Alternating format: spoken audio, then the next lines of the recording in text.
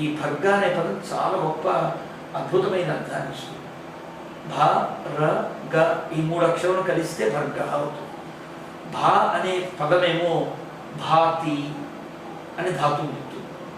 రా అంటే రమతి రమతే, గ అంటే గచ్చతి గమయతి, ఈ 3 అర్థాలు వస్తాయి. ఈ 3 కూడా మళ్ళీ సృష్టి స్థితి లయములకు మూలకందమైన భగవంతుని యొక్క గొప్పతనాలు అని అర్థాలు వస్తాయి. కానీ ఇప్పుడు రాముడు సూర్యమండలాంతర్వర్తి అయిన నారాయణుడు ఏ విధంగా అయితే గాయత్రి మంత్రార్థంతో ఉపాసన చేయబడుతున్నాడు, అలాగే ఇక్కడ సూర్యవంశాంతర్వర్తి అయినటువంటి రాముడే ఈ దీంతో ఈ పద్ధతిలో ఉపాసన చేయబడుతున్నాడు. ఇది ఒక అద్భుతమైన అర్థం. రెండవది గాయత్రి మంత్రాన్ని కూడా విశ్వామిత్రో ఋషి అని, విశ్వామిత్రుడే మహర్షి, అక్కడ ద్రష్ట. ద్రష్ట అంటే ఆ మంత్రం యొక్క ప్రభావాన్ని కనుగొన్నవాడు.